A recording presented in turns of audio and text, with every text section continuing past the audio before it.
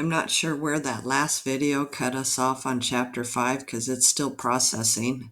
YouTube is so slow these days.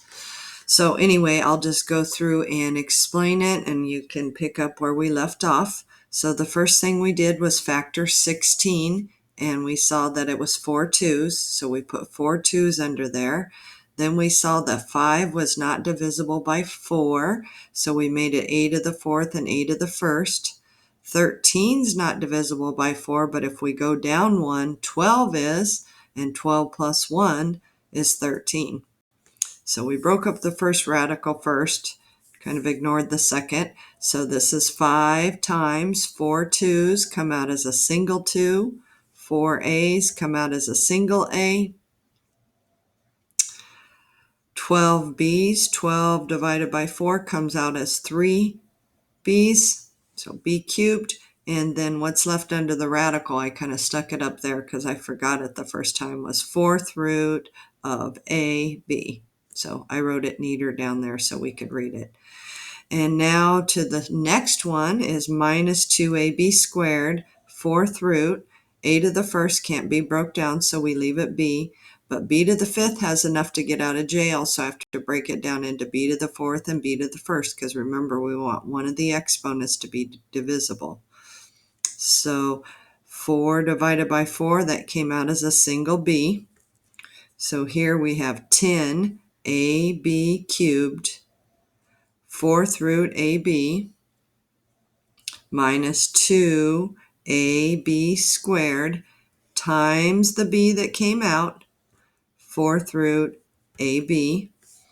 Then I just brought this one down as is, wrote it a little bit neater. That's kind of wild there. Minus 2ab cubed, 4th root ab. Then I look to see if they're like terms. These are alike, ab cubed, and these are alike. So that gives me permission to subtract. So 10 minus 2 is 8, ab cubed, 4th root ab. So that's probably the most difficult one of the bunch, just because it's just a little bit busy. Okay, so let's look at 6. This was number 2 on the chapter 4 test, and so many people miss this problem. So now it's time for redemption. So as we've learned this entire semester, we cannot distribute that 2 when there's addition or subtraction there. What that means is this squared, which means this times itself. So this is actually a FOIL problem. I'm going to turn the paper just a little bit. So this is actually a FOIL problem, which would be 9 minus 3 radical y times 9 minus 3 radical y. So don't change the sign. Something squared means it times itself. So then we have f of FOIL, because remember, anytime you have 2 terms by 2 terms, it's FOIL. So f of FOIL is 81. The outer of FOIL, remember you multiply an outer number by an outer number, so it'd be negative 27. And square root y. So the outer number gets multiplied by the outer after you do the sign. So negative 27, then just tack on that radical y.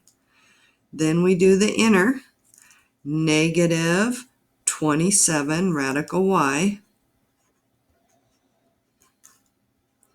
And so many people tried to cancel those on the chapter 4 test. They are not opposites. They do not cancel. So don't put crosses through those and cancel them out. Negative 27 and negative 27 is negative 54, not 0. And then from L of FOIL, so first determine the sign, positive, then multiply the outer numbers, 9, then multiply what's under the radical, y times y squared.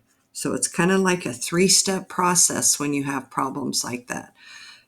Do the sign, a negative times a negative, positive, multiply the outer numbers, 3 times 3 is 9, then multiply what's under the radical and keep them under the radical. Y times y, square root y squared. Then we have to simplify and combine like terms. So these are definitely like terms. So we get 81 minus negative 27 plus negative 27, like I said, is negative 54 radical y plus 9. And what you should notice is this is a square root, and we have 2 underneath.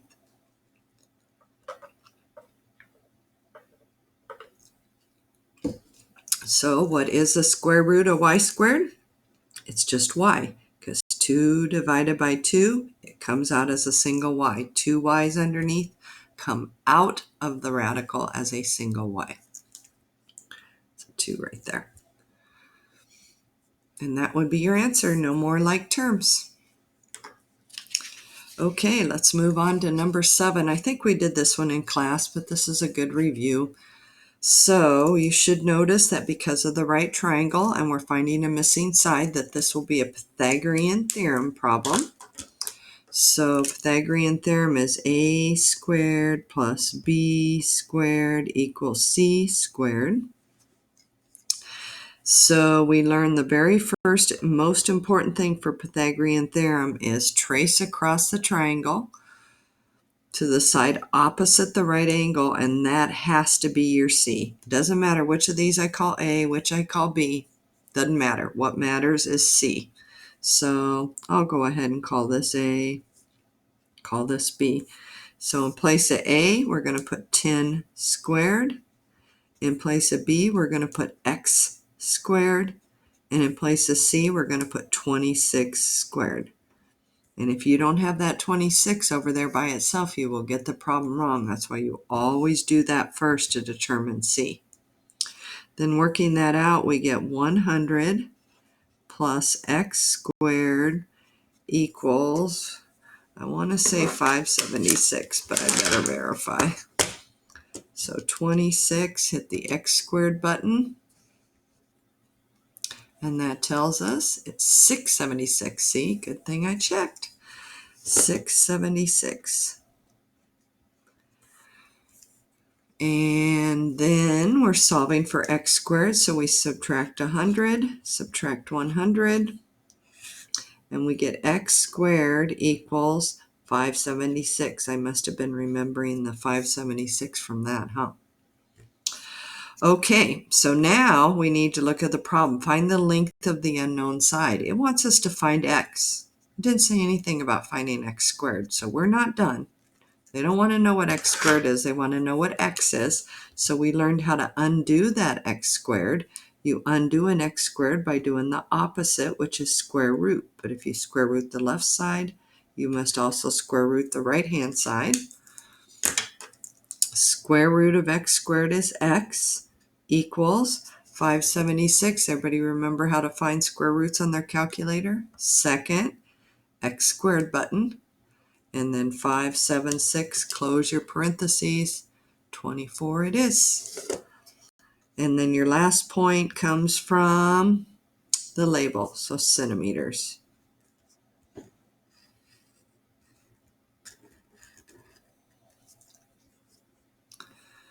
So there's that one again.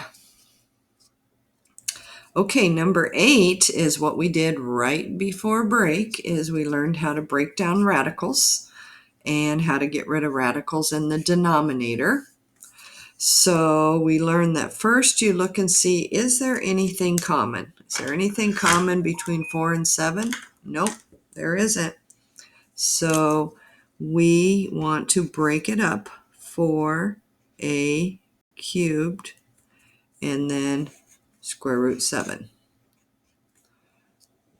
And then what we learned is, since there's nothing to cancel, then we simplify this one, then we'll work on getting rid of the radical. So when I factor 4, it's 2 2's, and then we have 3 a's. And because this is a square root, we're looking for pairs. The denominator, I can't do anything with it because it is non-factorable, it's prime. So let's circle our pairs. Circle our pairs. So this one will come out as 2A, because 2 2's on the inside come out as a single 2. 2 A's on the inside come out as a single A. And then we have radical A. And then in the denominator, radical 7. So now all of our radicals are simplified, and it does really help to do that first before you start rationalizing the denominator. Do you all remember what that means? You're trying to get rid of the radical in the denominator.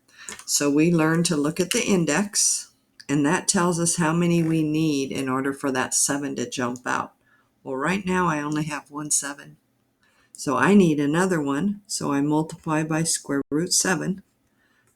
So square root 7 times square root 7 is the square root of 49, which is going to come out of the radical. That's our whole goal. But whatever we do down there, remember we have to do up here. So we're trying to make 2 so that it can come out. That's why we chose radical 7.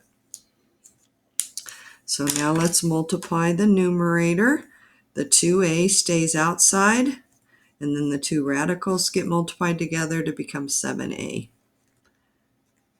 And then let's go down here. This is square root of 49, which we did purposely because we wanted this to be perfect, so now it could pop out. Square root of 49 is just regular 7. So your final answer should never have a radical in the denominator. Then there's 2 things we need to check before we box it. Is this radical simplified? Yes, there's no pairs. Is there anything to cancel out here? No. So we are good to go. So that would be our answer. Okay, I think we should have time for 1 or 2 more before we get cut off from the video. So let's go ahead and look at number 9. Number 9 is just like number 8, except now we're looking for triples, not 2 triples, because the index is 3.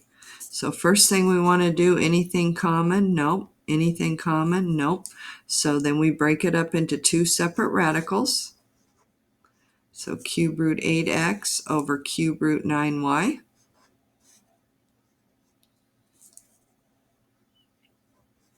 Then we need to break each one down, see if there's any triples. So 8 is 2 times 4, which is 2, 2, 2, because 4 is 2 2's, 2 times 4, and then we have an x. 9 is 2 3's and a y. Sorry. Okay, so I have everything broke down. 4 times 2, which is 2, 2, 2, and an x. 9 is 2 3's and a y.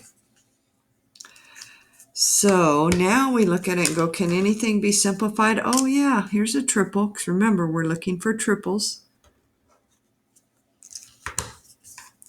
And so now this turns into 2 cube root x.